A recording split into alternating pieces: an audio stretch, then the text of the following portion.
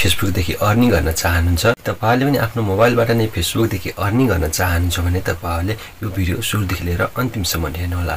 र हामीले फेसबुकबाट अर्निङ गर्नको लागि हामीलाई के प्रक्रियाहरू पूरा गर्नुपर्छ र हामीले के कुरामा ध्यान दिनुपर्छ र हामीले नेपालमै बसेर फेसबुकबाट अर्निङ कसरी गर्न सकिन्छ भनेर आज हामी यस भिडियोमा जान्नेछौँ। यदि तपाईहरु पनि मैले जस्तै फेसबुकदेखि अर्निङ गर्न चाहनुहुन्छ भने साथीहरु तपाईहरुले पनि सजिलैसँग आफ्नो मोबाइलबाट नै नेपालमै बसेर फेसबुकदेखि अर्निङ गर्न सक्नुहुनेछ। त्यो कसरी तपाईहरुले जान्नको लागि यो भिडियो सुरुदेखि लिएर अन्तिमसम्म हेर्नुपर्ने हुन्छ। तब मात्रै साथीहरु तपाईहरुले नेपालमै बसेर फेसबुकबाट अर्निङ गर्न सक्नुहुनेछ। मैले जस्तै तपाईहरुले पनि नेपालमै बसेर फेसबुकबाट अर्निङ गर्न सक्नुहुनेछ र हामीले फेसबुकबाट अर्निङ गर्नको लागि के कुरामा ध्यान दिनुपर्छ तपाईहरुले जान्नु जरुरी छ। त्यसैले तपाईहरुले यो भिडियोलाई सुरुदेखि लिएर अन्तिमसम्म हेर्नु होला। ल त साथीहरु भिडियोलाई ढिला नगरी सुरुको लागि साथीहरु हामीले फेसबुकबाट अर्निङ गर्नको लागि हामीले ओरिजिनल कन्टेन्टहरु पोस्ट गर्नुपर्ने हुन्छ। यदि तपाईहरुले कपी पेस्ट पोस्ट गर्नुहुन्छ, यदि अरूको भिडियोहरु अपलोड गरेर डाउनलोड गरेर अपलोड गर्नुहुन्छ भने त्यो अवस्थामा तपाईको फेसबुक पेज मोनेटाइजेसन हुँदैन। यदि तपाईहरुले आफ्नो कन्टेन्ट आफ्नै मोबाइलदेखि खिचेको आफ्नै भोइसमा छ भने त्यस्तो पेजहरु छिटै नै फेसबुकले मोनेटाइजेसन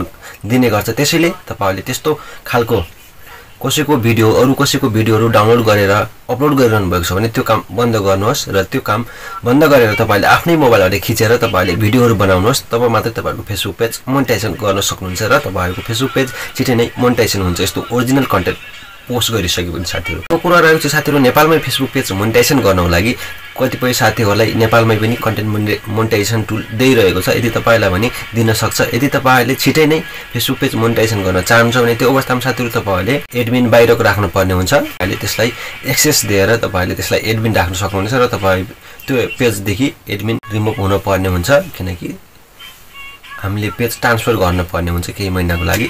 र तपाईहरुले यदि नेपालमै बसेर गर्न चाहनुहुन्छ भने त्यसको लागि म लास्ट टाइम भन्नेछु। र पहिला तपाईले आफ्नो पेज मोनेटाइजेसन गर्न चाहनुहुन्छ भने त्यो अवस्थामा तपाईले आफ्नो पेज ट्रान्सफर गर्नुपर्ने हुन्छ। त्यसलाई ट्रान्सफर गर्नुहोस् जुन नेपालभन्दा बाहिर छ, इन्डियाहरुमा अरु कुनै देशमा फेसबुकले मोनेटाइजेसन दिएको देशमा हुनुहुन्छ भने त्यो अवस्थामा तपाईले त्यसलाई एक्सेस दिएर तपाई एडमिनबाट रिमुभ भएपछि तपाईलाई फेसबुकले मोनेटाइजेसन टुल दिने गर्छ। र नेपालमा पनि कतिपय साथीहरुलाई दिइरहेको छ कन्टेन्ट मोनेटाइजेसन टुल। र यदि तपाईलाई पनि नेपालमा कन्टेन्ट मोनेटाइजेसन टुल दिएको छ भने त्यो अवस्थामा तपाईले नेपालको बैंक एकाउन्ट नलगाउनु होला, बाहिरको बैंक एकाउन्ट लगाउनु होला, तब मात्रै तपाईको फेसबुक पेज मोनेटाइजेसन हुने गर्छ।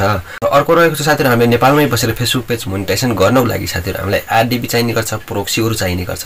यदि तपाई नेपालमै बसेर फेसबुक पेज मोनेटाइजेसन गर्न चाहनुहुन्छ भने त्यो अवस्थामा हामीले प्रोक्सीहरु युज गर्नुपर्ने हुन्छ। प्रोक्सी र आरडीपी भन्नाले के हो त?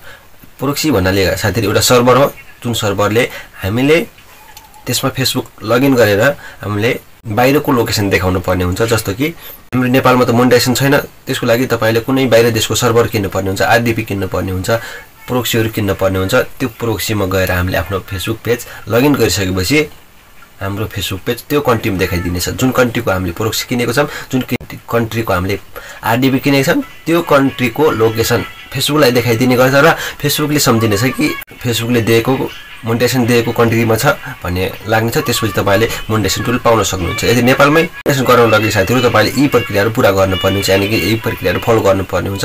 तपाईले आरडीपी किन्न पर्ने हुन्छ। नेपालमै बसेर मोनेटाइजेसन गर्न चाहनुहुन्छ भने तपाईले आरडीपी किन्न पर्ने हुन्छ र आरडीपी किनिसकेपछि तपाईले आफ्नो कन्टेन्टहरु तपाईले ओरिजिनल पोस्ट गर्नुपर्ने हुन्छ। तब मात्रै तपाईको फेसबुक पेज चाँडै मोनेटाइजेसन हुनेछ र तपाईलाई कुनै पनि भ्यालिडेसन आउने छैन साथीहरु। तपाईलाई कुनै पनि आरडीपी चाहियो, प्रोक्सी चाहियो भने मलाई कन्ट्याक्ट गर्न सक्नुहुनेछ। तपाईलाई म कुनै पनि बेला आरडीपी र प्रोक्सीहरु तपाईलाई उपलब्ध गराउन सक्नेछु। र तपाईले पनि देख्न सक्नुहुन्छ मैले पनि केही महिनादेखि नै मैले अर्निङ गरिरहेको छु। र तपाईले पनि यस्तै तरिकाले अर्निङ गर्न चाहनुहुन्छ भने साथीहरु पक्कै पनि तपाईले मैले अहिले यी भिडियोमा भनेका प्रक्रियाहरु फलो गर्नुपर्ने हुन्छ। तपाईले ओरिजिनल कन्टेन्टहरु पोस्ट गर्नुपर्ने हुन्छ, तब मात्रै साथीहरु तपाईको फेसबुक पेज मोनेटाइजेसन हुन्छ। त्यसैले तपाईले आफ्नो ओरिजिनल कन्टेन्टहरु आफ्नै भोइसमा सकेसम्म तपाईले आफ्नै भोइसमा भिडियोहरु बनाउनुहोस् र पोस्ट गर्नु होला, तब मात्रै मोनेटाइजेसन दिन्छ छिटै तपाईको फेसबुक पेज मोनेटाइजेसन हुन्छ साथीहरु। यी मैले भिडियोमा भनेका कुराहरु फलो गर्नुभयो भने तपाईहरुले पनि सजिलैसँग मैले जस्तै फेसबुकबाट अर्निङ गर्न सक्नुहुन्छ साथीहरु। यही नै थियो आजको जानकारी। आशा छ हजुरलाई यो भिडियो अवश्य मन पर्यो होला भनेर।